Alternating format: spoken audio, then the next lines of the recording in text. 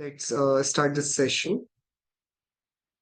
Namo Arhantadam, Namo Siddhadam, Namo Ayariyadam, Namo Uvachayadam, Namo Loy Sapvisahunam. Mangalam Bhagwan Viro, Mangalam Gautamo Gani, Mangalam Kunda Kundatyo, Jaina Dharmostu Mangalam, Sarva Mangalya Mangalyam, Sarva Kalyana Karakam, Pradhanam Sarva Dharmanam, Jainam Jaitu Shasanam, Jainam Jaitu Shasanam, Jainam Jaitu Shasanam, Moksha Margasya Netaram, Vedaram Karma Bhupratam, ज्ञातारं विश्वतत्त्वानां वन्दे तद्गुणलब्धये वन्दे तद्गुणलब्धये वन्दे तद्गुणलब्धये. So we all started with this inquiry on faith, philosophy, science, and self because we see a lot many dialogues taking rounds in world, in our societies, in the countries, in parliaments, everywhere. The fight is between faith. It's between whose philosophy is the best and what advancements the science have for us, which generation has made the highest progress when it comes to science.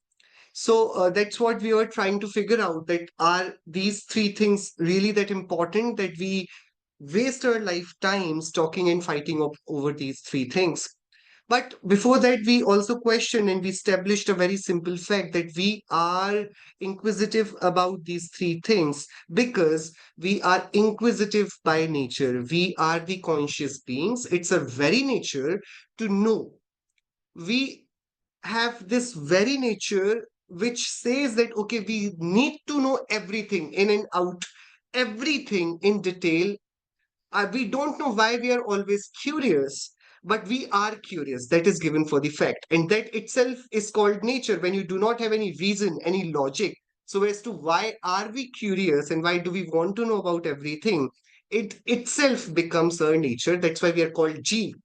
And Jeev is the platform on which we are on this journey to find out the questions, not just the questions, but also whether the questions themselves have any substance. Because most of the times it happens that the things that we find ourselves grappled with are the things that are not worth pondering upon, that are not worth wasting our times for.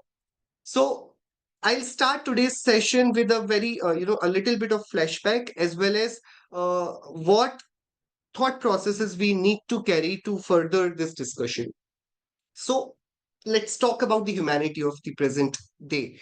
What are the basic fundamental questions that, you go to anybody, the brightest of the professors in the highest, like best of the universities of the world, you meet intellectuals, you meet philosophers, you try to see the ancient texts filled with wisdom, and you find out the answers to these questions. And let's see if we are still at today's times when we have all information gathered at one place. We call it internet, and now we have AI coming in, and we have GPTs, and they are telling us everything that they know, that has been put in, and they tell us in summarized form who believes what. But let's find out. It's so funny. Every information that is available on this planet is available to us with the power of internet. And yet let's contemplate, do we have the answers to these fundamental questions? I'll start with the questions. The first question is, what is consciousness? What is it that we are?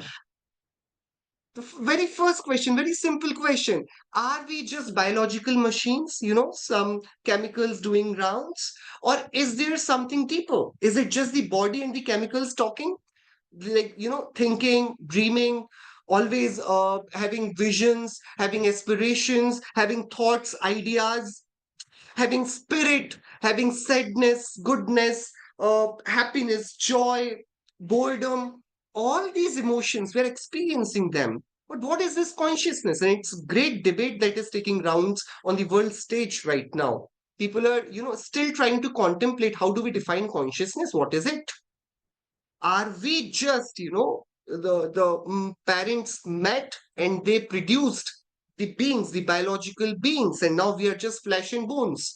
Are we just this biological thing, or there is something deeper, something which is not, which the body does not define in its completeness? So, what is consciousness? First thing would be this. Because if we are just the bodies, then literally there is no sense in anything at all, because we are the product of the biology, we are the product of the heredity, we are the product of the all the traits that we have uh, and inherited from our parents, grandparents, great grandparents.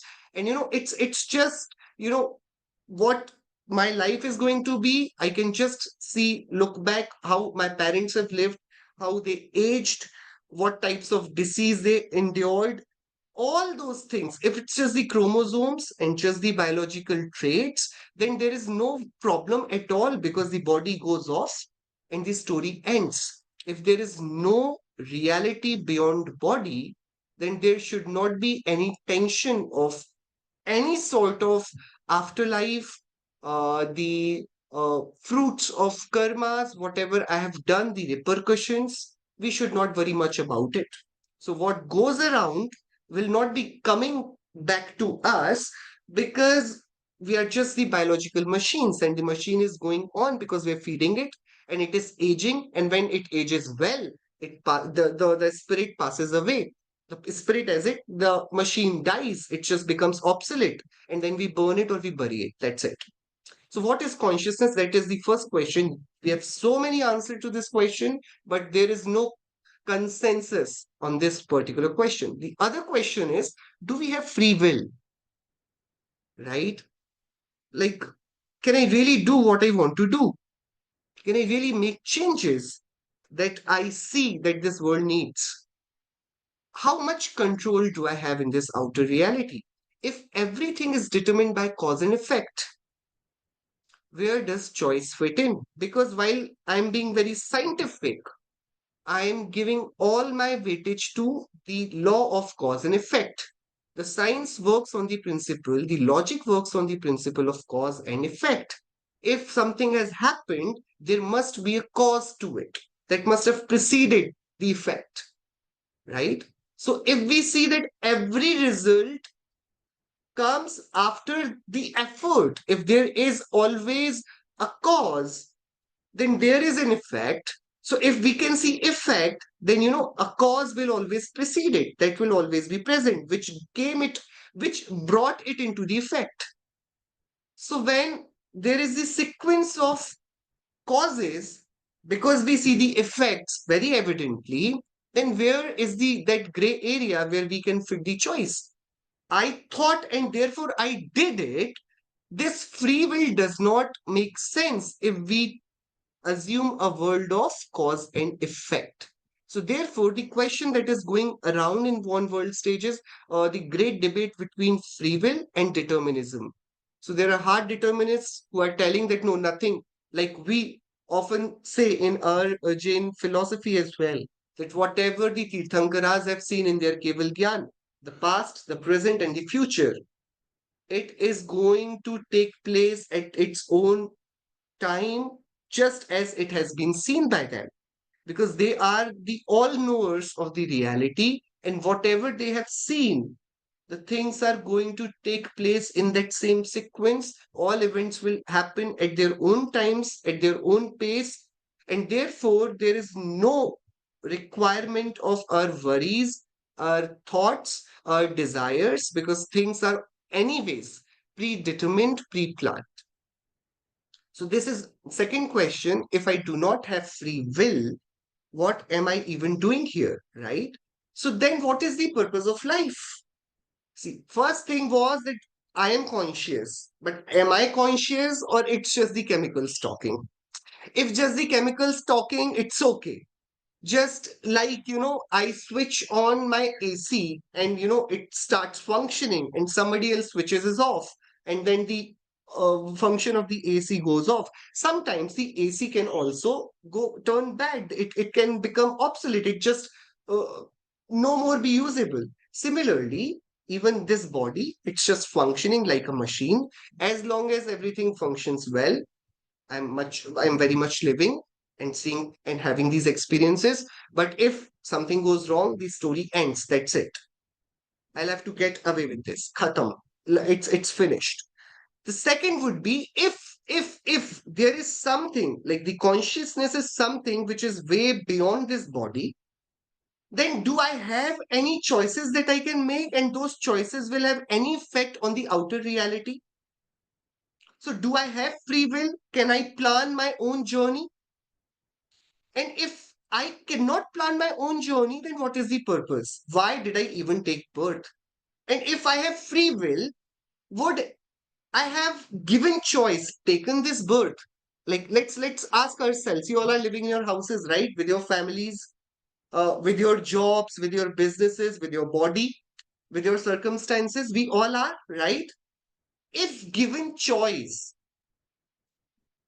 had we been asked about what do we want, would we have would have we chosen the same house, the same city, the same country, the same family business, the same parents, the same siblings, the same friends, circle, society? Just give it a thought.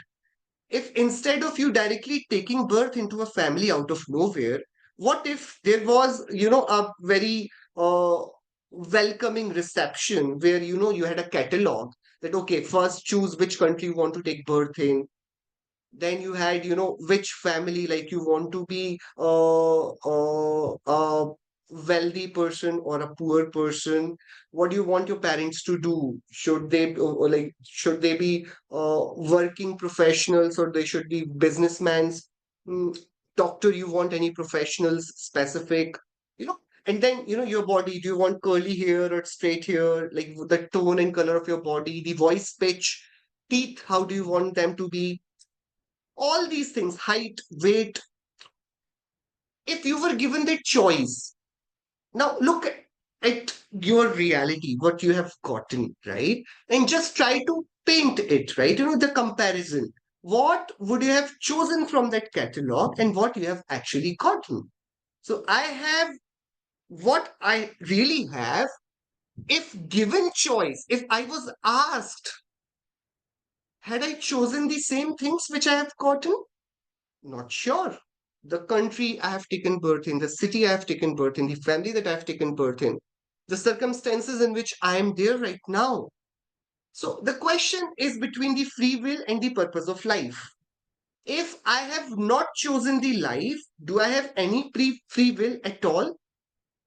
And if I have chosen life, I have free will, then what is the purpose? What are we required to do with this life? Is meaning something we create? Like, I have to make a change in this world, I have to prove my worth? Or is it intrinsic to the universe? You know, Individually, I mean nothing. Maybe collectively, we mean something, right? So, these are the questions that literally everybody is trying to find out the answers to, but nobody has any evidence to. Like, how do we conclude? Next question would be, what is reality? Right? If you have ever seen a dream is always real as long as you're watching it. As long as you're in the dream is not dream is reality. And it's so real. Sometimes you get really scared and you wake up breathing heavily. You sweat. Why? It was all imaginary, but it seems so real. So if dreams, which are not real, may seem so real despite being unreal, what if this awakening that I'm, talking and thinking and trying to establish a connection with you all, what if this is also a dream that does not break easily? The dream that I saw last night, it had the duration of, say, 30 minutes, 40 minutes. What if the dream that I'm right now living has so many dreams inside it and it has the duration of 70 years, 80 years? How do we know that it's not the dream that we're living in? How do we know that it's just the illusion that my senses have created for me? And you think about it. The birds, they have also eyes, right? But they do not see the world just as we see it. For some birds, the world is not this colorful. If you see the cows, the buffaloes, the cats, dogs, in the night, when you see their eyes, they glitter, they radiate, right? How they see in the night is different. How we see in the night is different. For us, for individually, to each one of us, the world looks different. If I'm colorblind, I'm seeing the same screen that you must be seeing, but it will be entirely different to you. You experience a very different reality. So, what is reality? Is it something which is concrete, which is very much present, like this watch that I can touch and feel it? Or is it just the imagination, the illusion of the watch that I have created using my own, again, the biological chemicals, the state of senses? They are projecting this object as reality to me, and it's just the illusion. So, do we see the world as it really is, or is it just an illusion shaped by our perceptions? Right? These are the questions that nobody is able to answer despite all the wisdom that we have. And we have wisdom of different philosophers, different preachers, different creators of religion. At least for last 2000 years, we have texts coming from China, coming from India, coming from so many different schools of philosophies. We have so many answers to these questions, and yet there is no one answer that everybody agrees to completely. So what happens after death? So if even if I'm biological being, if consciousness is not real, it's just the chemicals talking. Just tell me, when I die, do I die or do I survive? If everything ends after death, then it's blessing. Because if I think I cannot take it anymore, just like when you think the temperature is temperature is going really, really high, what do you do in that case? If your car has very much of heat in its engine, that you can see that okay, it's not looking right, you just shut down, you just turn off the key, and you shut down the car. When it's too much chilling, the AC is not, suiting you, it's very cold now. What do? You do not start crying that what will happen. You just press that off button. If music is too loud, you can turn it off, right? So with machines, you have that luxury. You can always pull the plug, right? Correct? All the movies that we have seen while we were growing up, Transformers and everything, they said that, okay, one day machines will take us over. But we need not worry much because we have always the option to take the plug off, right? Because machines will not operate without the power, right? And the power button is always in your vicinity. So just like, you cannot take any more of heat, any more of cold, any more of sound, any more of order. You always have an option. You plug out that socket, right? You just turn it off. Similarly, if there is too much of pain and I am just the biological being and there is nothing that remains after death, then why do worry much? Just take the, like, I should not say it, but we can just get ourselves turned off. Suicide is the best rescue then, if there is no life after death. And still, there are so many questions, so many answers given to this question. Some would say that, okay, after death, you stay where you have been buried, and then there will be the day of judgment on which you'll be summoned. You go to, your favorite deity whom you have pleased throughout your life, and then he will take your service in his kingdom. You may go to Swarga, you may go to hell and rot there. You may seek salvation and you can free from all the karmas, you can be free from all karmas. So there's so many different answers to this question as well, and there is no universal consensus, right? So we have roughly these five questions that every philosophy attempts to answer. And despite having so many philosophies, so many faiths, we are at this juncture where none of us have the concrete answer to these questions, right? Yes or no, right?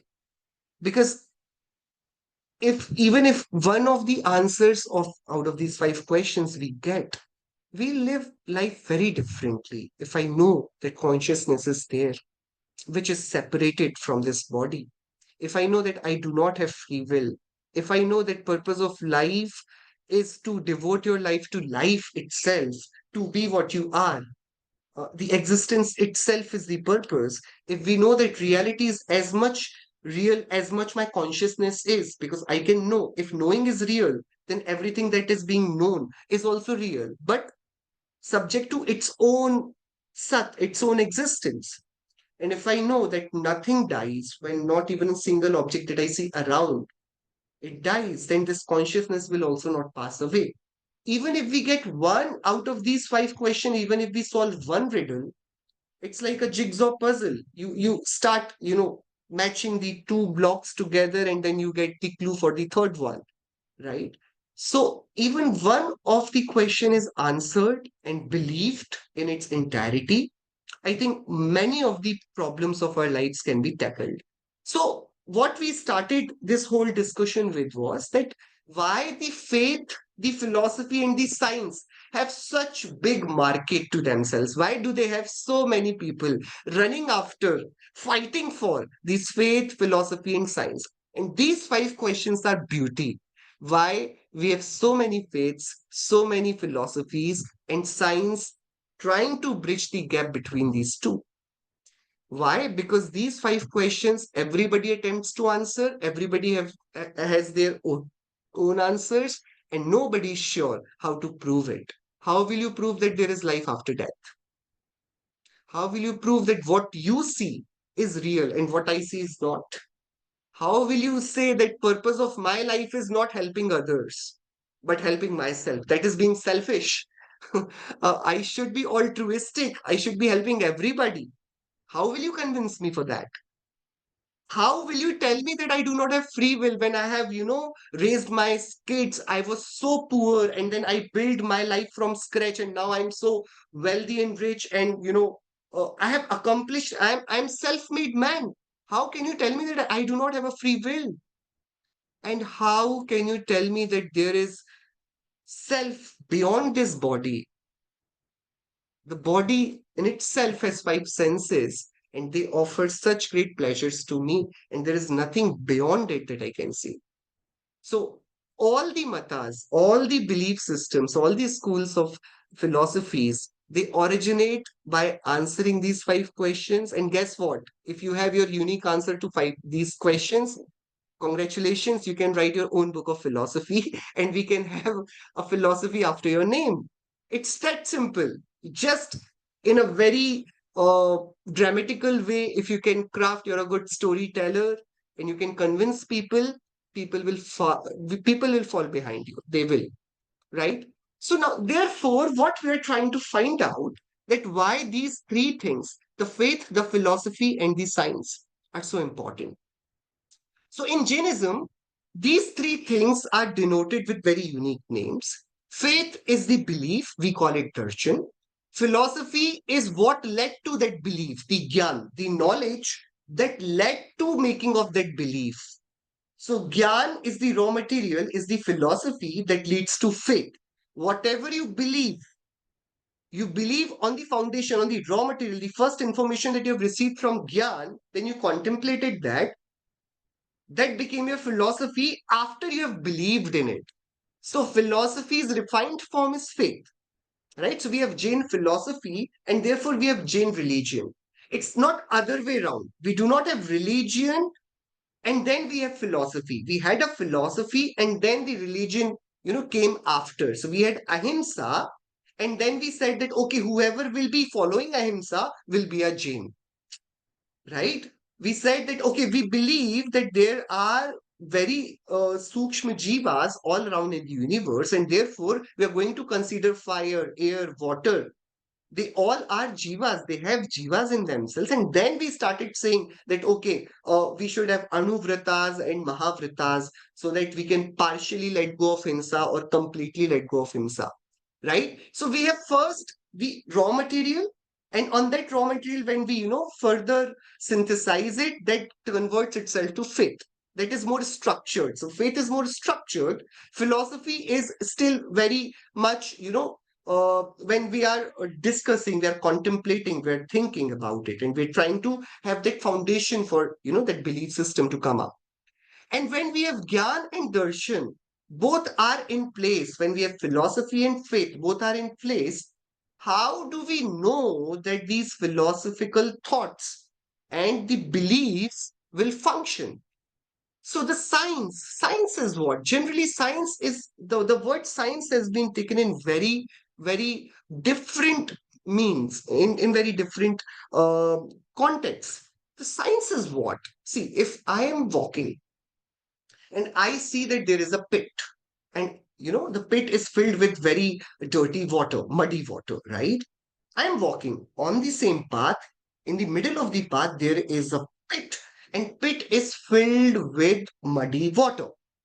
I have seen the pit. What should I do? Should I keep walking, or should I change a bit, of the direction? I should turn towards a bit of left or bit of right to avoid that pit. So knowing the pit is not enough. Knowing the pit and then thinking that if I keep on walking in the same direction, I may end up falling down in the pit. And therefore, I should alter my direction. Yes, knowing alone is not enough. Knowing that there is a pit and still falling on the pit will make you stupid. You saw it. It would have been better that you did not see the pit and you fell down. But if you have fallen down despite seeing the pit, why are these eyes there on your face? You do not require them. So if you know, and despite knowing, you don't do anything to avoid the consequences which you know are not favorable, then there is no point in knowing. So science is not just telling you the cause and effect relationship. It tells you that, okay, poison is life-taking drug. Okay. Poison takes away the life. That's what science says. No, it does not say that poison takes away life. It also says that because poison takes away life, you should not consume it. Science is not the literature. Science is not the theory. Science is not just to tell you the rules. It is also to make you walk on those rules. That what do I do with this knowledge? What do I do with knowing that the poison takes away life? How is it fruitful for me? It means that I do not have to consume poison. So science is charitra, science, and we call it very simply, right? We said if I have gyan, which is the raw material, based on which I have made my own faith, darshan, belief. And if both that Gyan and Darshan, they both help me finding out the real cause and effect of my actions and tells me the right way in which direction do I have to walk to, then that becomes science, that becomes charitra. So for us, faith, philosophy, and science, they are the very fundamental sutra of Jain philosophy, which has been given by Acharya Uma Swami Dev in the Tattva Sutra scripture. From here, from this position of inquiry, the Jainism starts its discourse. Samyak Darshan, Gyan Charitrani Moksha Margaha. It's faith, philosophy, and science, all three combined, not these three up against each other, not philosophy fighting with faith and faith fighting with science. No, all three working in tandem together. These three together, the unity of righteous faith, knowledge and conduct, darshan, gyan, and charitra, they make the path to salvation, to liberation. Right? I hope Why this is so important is clear. We are going to see a few of these sutras, why we are trying to find out what we saw in the last time. We have self, which is constantly hunger for, which is always equipped with questions and wants to inquire about everything. So we find for logics and we make through those logics philosophy. And then if those logics also are backed by evidences, we call it science. And through philosophy and science, we craft our life, and that becomes our belief system. That's what we saw, right? And for that we saw why it is so important to have the faith in check, because that faith sometimes leads to tragic outcomes. Even we see today's times, right? You must have seen so many of the headlines where the great gurus, they're found with heinous crimes. They're found they're found guilty, and they have been declared that okay, the crime is proven in the court of law. Despite there are people fighting over conspiracy theories, they say no, no, no, it's a conspiracy against our guru, and he cannot do it. You take any of the faith and you see any of the famous gurus of that faith, the present era that I'm talking, and you will get so many things to question about. Yet, those who have put their faith in anybody, then no matter how many evidences you give them, they will not believe, because faith makes us blind. And therefore, our acharyas first gave this disclaimer. They said the most prestigious, most pristine thing is faith, is darshan, is belief. And if we do not test our beliefs, if we do not have the courage to test our beliefs, then we are not really like we are not really um, eligible to even walk on the path of inquiry, to walk on the path of self-discovery, because we'll never be willing to let down our guards and contemplate that whether I can be wrong, whether my gurus can be wrong, whether what text I have been reading since my birth can be wrong. So the first thing is to let go of this arrogance, that whatever I have learned since my childhood, whatever my parents were doing, whatever the gurus were doing, the temples practices, or the texts that I have read, they all were all always true. If we have that notion in our brains, in our minds, in our hearts, then it becomes very difficult for us to rewrite and to find a path that leads us to the self discovery. So the foremost important thing in Jain philosophy is that we should be humbled. Always, we should be willing to. Uh, that's why we call it Anekant Darshan. We always believe that okay, there are many ways to look at one simple thing. It can be one thing, but it can appear very different from different perspectives, right? Therefore, what from where I see it can be different perception. From where you see it, it can be entirely different. If we start fighting over what I see is right and what you see is wrong, then there is no end to this debate. So, yeah, from your perspective, you're right. From my perspective, I am right. And that's the beauty of everything that is present in this cosmos, that it can have many multiple uh, views to be seen. So, Dansan Mullo Dhammo, that the darshan, the sanctity of the faith, makes our foundation for the path to religious discovery, right?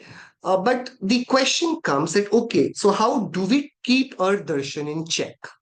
How do we keep our faith in check, right? Because that is so important to keep. So, how do I know what I believe is right? So, acharyas have given this simple quote for that.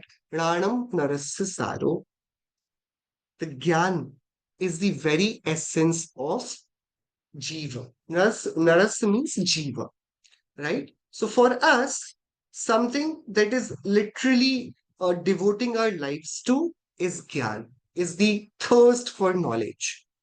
And knowledge is not plain knowledge, gathering facts and information and boasting about it that I know that much and this much. Knowledge is something that makes us more humble, more humane. It said, Sa Vidya Ya Vimuktaye. If I know many things, and I am very proud of this fact that I know many things, literally, I know nothing. Because the more you know that you don't know, how much you don't know, right? So, Vidya makes the Gyan is that which makes us happy and not arrogant. Gyan is that which makes us grounded and not arrogant. Gyan is that which makes us more spiritual, which makes us more closer to the reality, to nature. Gyan is one which, with Gyan, I should be able to forgive easily. I should be able to be contented with whatever I have. So, Vidya means Gyan.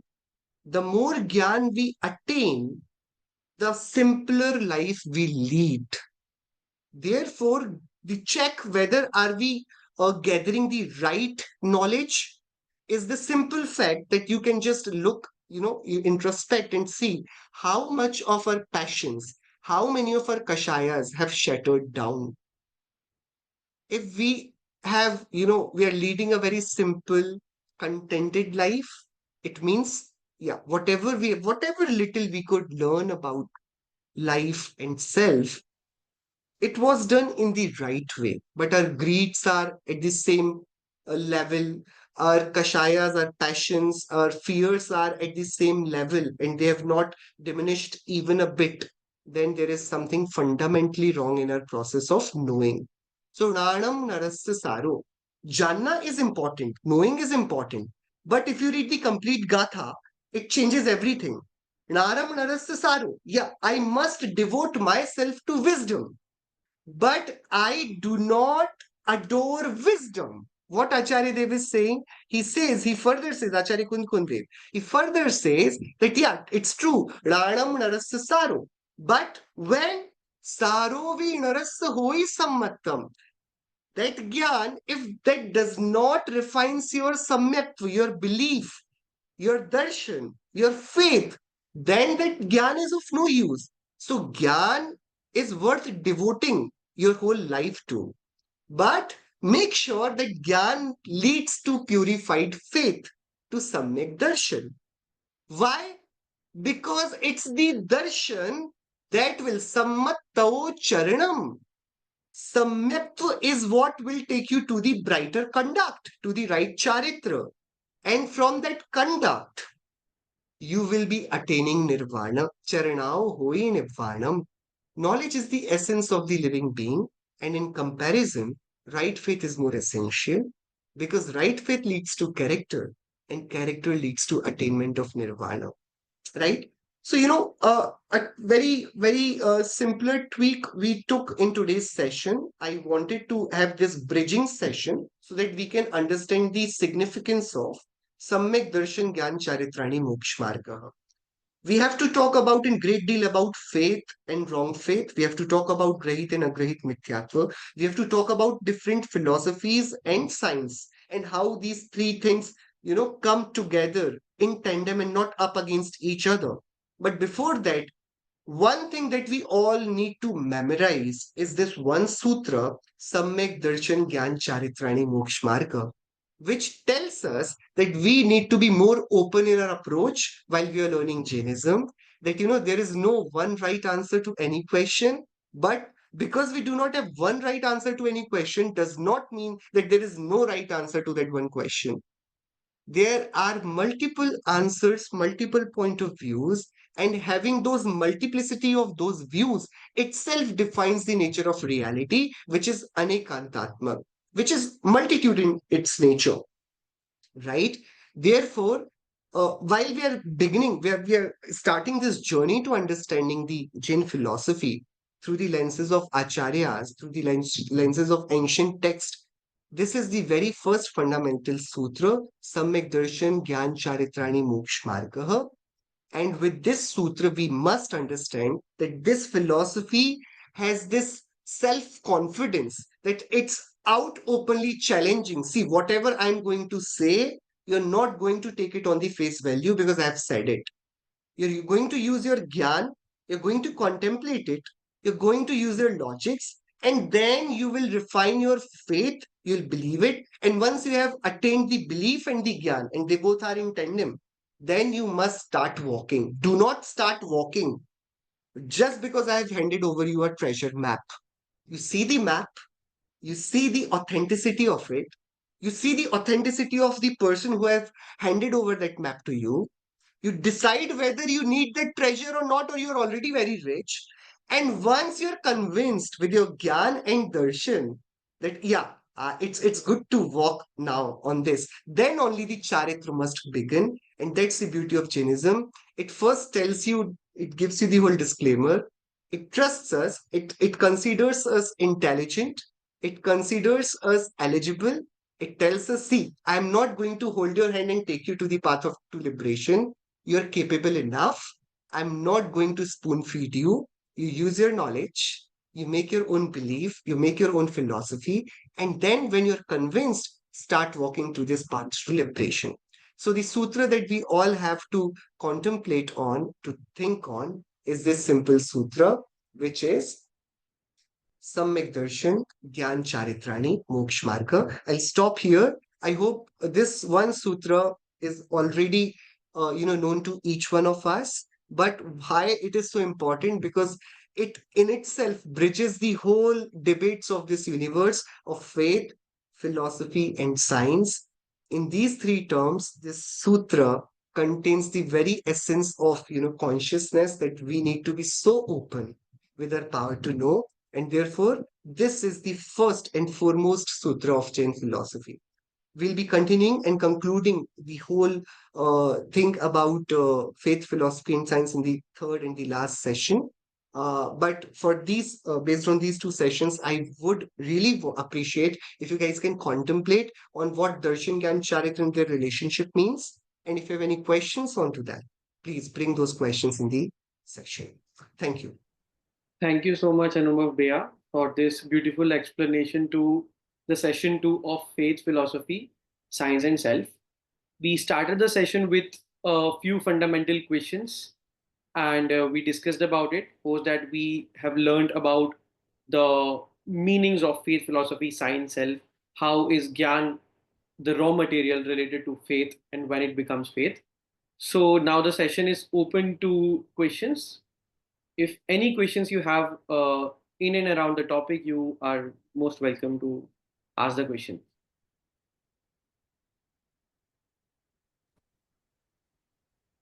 Anyone, any questions?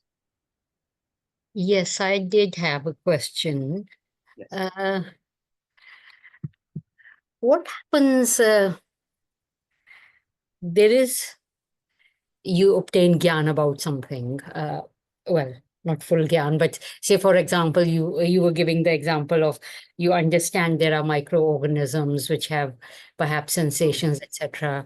So you think, and that logically, really, there's evidence of that, of course, that microorganisms exist with sensation. Uh, so the faith is that therefore the Anuvrat or Mahavrat or Ahimsa should be followed. How to, is there a path to, if you like, firming up that faith? Because sometimes the gyan is there and yet the faith doesn't come, or the faith isn't strong enough. Is there a sort of, is there a bridge between that? Beautiful question. Beautiful question. See, yeah, I know that intake of too much sugar is not good for myself. So I know the gyan is there.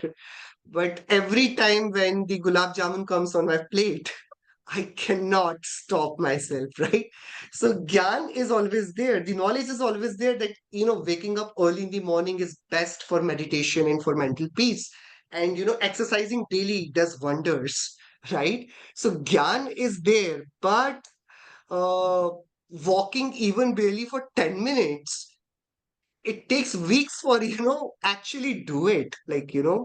So yeah, the question that you have put up is excellent. That the knowledge is always there of what is right and what is wrong, what we should do, what we should not. Everybody knows that I have to not given to that temptation that I have to eat something which is not good, which should not be eaten. Yet the faith, the rigidness of following that self-discipline, it just does not come in. In Jainism, Acharya Kunkundev has given very simple and very beautiful thing, right? What you're worried about, what you're more concerned about is the doing part. That whether I should do Anuvrata or Mahavrata, I should take up some vratas, some niyams, I should start practicing little bit of tapa at least, right? So Acharya Kuntkun, they focused very simply, in very simple terms, he said this one thing in his Gatha. Jam sakkai, tam kirai. Do whatever you can within your own limits, how much your body permits you, how much your mind permits you. But the belief must be in its entirety.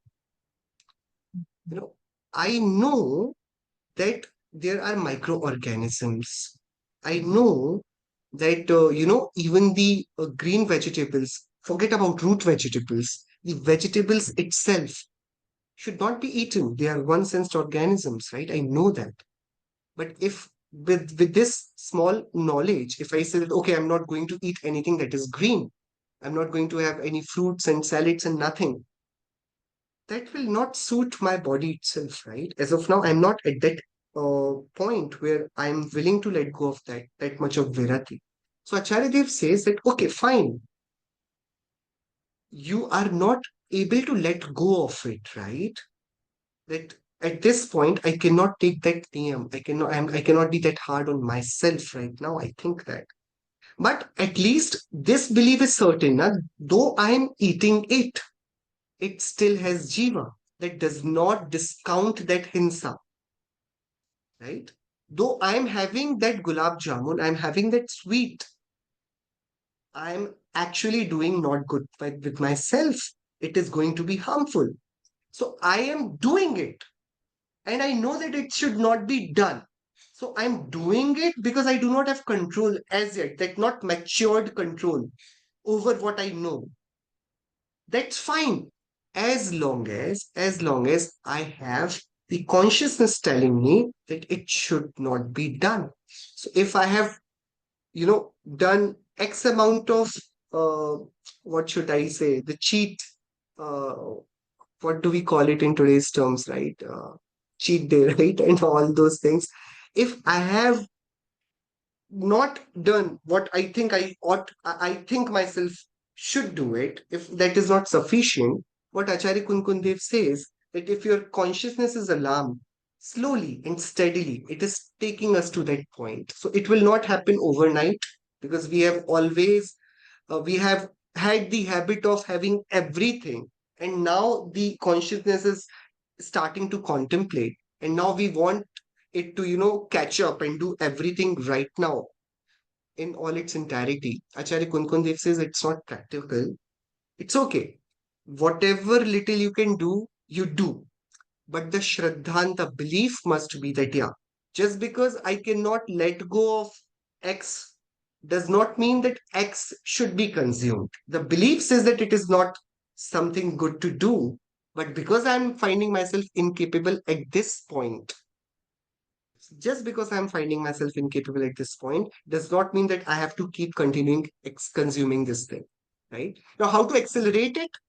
The more you tell yourself that it should not be done, bhavana, it gradually, it's just the repetition of the fact. It's the repetition of the fact. So the more you firmly tell yourself, the more slowly and gradually it goes away, right? Mhm. Just because I cannot do it does not make that thing right. Doing it right. Yes. Okay, thank you. Beautiful question and the answer. We have any other questions? If want to add any more points to the discussion, please do. Uh, I have comment probably, and Yes. Anubhavji, you did a fantastic job of coming to Samyak Darshan Gnan Charitrani Moksha. So you brought it from a very broad general perspective and then narrowed down gradually to the knowledge and faith and then conduct, etc. So you did a great job, and I think that's really a good wake-up call for the uninitiated person who just wants to wade his feet into the spirituality. So it's really nice, beautiful, fantastic. Congratulations. Thank you so much. Thank you so much, Tauji. Hello, hello, Ji. hello, Yes, Mahendra uncle. hello. This is my one particular thing. Whenever we are talking about Gyan Darshan Charitra, I personally feel that there should not be any other outside materials. The first of all thing that generally Gyan is taking the decisions. So there should be some correct decision from view of Gyan. Gyan shows the path to Shraddha. Shraddha will not come automatically. When the Gyan is correctly showing the path, okay, what is right, what is wrong, what is swa, what is par. So then and then Shraddha will come into picture. So whenever we are talking about the Adhyatma, only Adhyatma, hello, Awaz is there? Yes, yes, Yes, yes, we can yes. hear you. So whenever we are talking Bhaya Adhyatma, then we should strictly adhere to the particularly our particular Gyan Darshan Charitra, and what is that Gyan, what is Darshan, what is Charitra. First of all, what is the role? I personally feel that entire role before Samyak Darshan is purely of Gyan. Gyan shows the way, Gyan shows the path, and then Shraddha comes into pictures. So I think whenever next time you discuss, particularly take this thing in this, so that no dunyavi things come at all. We are not concerned with any particularly materialist thing in this world. We are concerned only with our dravya guna and paryay, and that you can put in a very very easy way, that you, because you have got that much capacity. So I personally feel that Gyan Darshan Charitra is a very very fundamental base of the Jainism and should be explained in such a fashion so people understand, because everything is decided first in Gyan. Supposing you have to take the factory, you say "Okay, where is the raw material, people are available, water is there, everything." So that particularly provided by Gyan. Shraddha comes into picture only at the time of Samyak Darshan. Just it put is the stamp. Okay, by this is perfect. But when the Gyan is giving the proper subject to faith, then and then Shraddha will come into picture. So this is my particularly thinking. Or I may be right, I may be wrong, but by the Anubhav by this is my particular thinking. So Yes, pure yes. Adhyatma things are coming in our mind. All these new generation will say, "Okay, bhai, we are not concerned with any material things. We are concerned only with this." And that you have got the capacity to explain in a very, very simple language, and that you are doing. So thank you. Thank you. Thank you. It's very true. Like if we have Gyan, the Gyan itself translates to Charitra, to Darshan, to faith. Yes, yes, And yes. that's how, like the first step is Gnanam, Narass, Saaro. Gyan is Yes, what we have, and yes, we are yes. Gyan in ourselves, and that leads to Darshan, and that leads to Charitra. Right. Correct. Thank you. Both are every is independent functions. Nobody is dependent on anybody. But Yes. ultimately, in the beginning stage, Gyan provides the way, Gyan provides the path. It shows what is right, what is wrong. So Gyan has got a very, very, very, very important thing in particular Adhyatma. This is my thinking. Oh, Yes, yes, yes. True, true, true, true. True. yes, sir, yes. Sir. Thank you very much for nice Yes, thank you. deliberation. Thank you. Good, good. Yes, we will All have the a best. question as well. Poonam ji. Thank you, Arshil Bhai, for conducting nicely. Thank you. Thank you. Just Thank you, and if you Arshil Bhai. don't, maybe you could tackle it next time.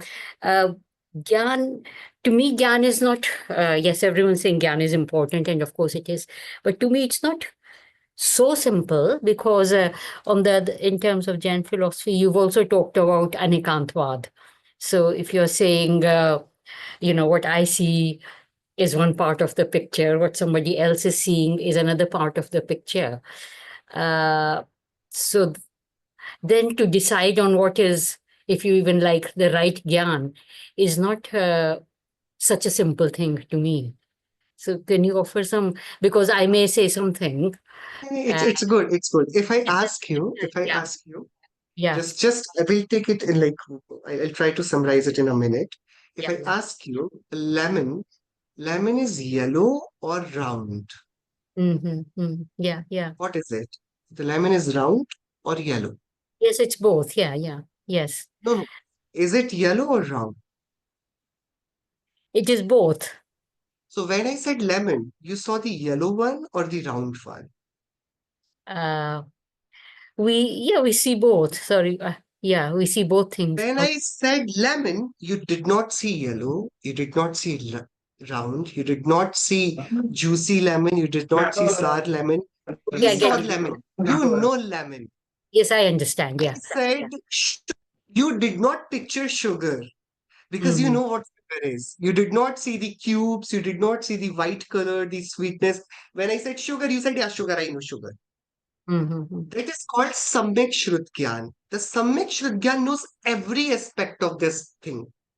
But Okay, now, yeah. if I ask you to explain what lemon is to me, lemon is what lemon is to me, then you will say, "Oh, Mhm. lemon is yellow. It's round. It's juicy. It has its, a taste which is very sour." You will say all those things. So now, what you're doing, you're choosing one aspect of the lemon, and then you're using that to define lemon. But in your mind, you're seeing the lemon in its entirety. So when I Mhm. say anekant, that does not mean that I am knowing partially. You know lemon from its entirety. But when you choose to explain it, you use it part by part. Explaining it different perspective. Knowing it does not. Knowing happens all together. So when I say anekant, it does not mean that it is, unconfirmed gyan. Like I'm not sure. Yeah, it's yellow also. It's round. I'm very much sure what lemon is, and I don't need any explanation for what lemon is. That explanation is being given to one who does not know it. So Okay. anekant is knowing the thing in its entirety, and naya, the perspective, the point of views, is the art of telling it to those who don't know it, not to those who already know it. They don't need it, right? Okay. So do not. That's what the Western philosophers did. They misunderstood the concept of anekantvad. Even the Shankaracharya sect also did this misconception that they made fun of anekantvad, that they're not sure the soul is there and the soul is not there. The Jains cannot make up their minds. The soul is there or soul is not. It's not like this, right? Yeah. Yeah. So yeah, Gyan is not complex. Gyan is very simple. Acharya Dev in the very next sutras will explain what Gyan is, right? And how to see the reality. So the even anekantatmak vastu is called Sat. And Sat has only three things to look after, Utpad, and Dravya, and that's it. And that gives us everything. So we will in the next session, while we'll be concluding, we'll be doing this short exercise for that as well. Thank you so much. That helps. Thank you very much. Such questions proves that we have very curious listeners in the session. Very happy to see that. And we have successfully completed the second session of faith, philosophy, science, and self. We have one more session, which we will have it in the coming week. So, in the last, I will just shortly share my screen to show you all what are the accessible points and how you can access the portal, the links. I have dropped in the links in the chat box. I hope you can see my screen. Just a sec.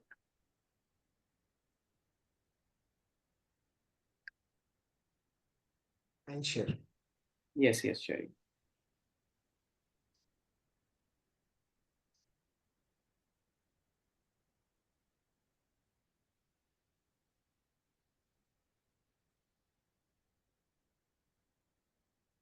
Yeah. So to access, first of all, to get the updates of each and every lecture, each and every video or the YouTube lecture which we have, you can first of all explore the Jeev portal. Visit www.jeev.net.in. You can also download the Jeev app.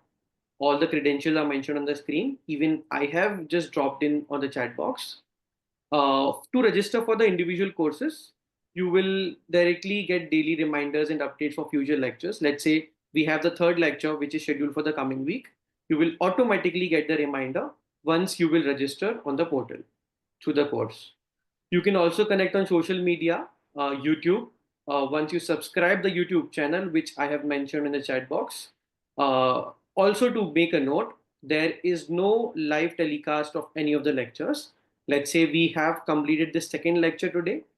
The YouTube video, the video will get uploaded tomorrow, the next day of the lecture, and you can just review the video, or the one who have not attended the lecture, they can easily just so you see the video and get what we have learned. Apart from this, if you have any queries, you can drop down on the link which I have sent on the chat box. And any queries, feel free to connect. Jinwani Stuti. नीच निधि नीच में बताई यह अनंत उपकार है उसके लिए चिन्हवाणी माँ को वंदना शत बार है उसके लिए चिन्हवाणी माँ को वंदना शत बार है 9 times श्लोक है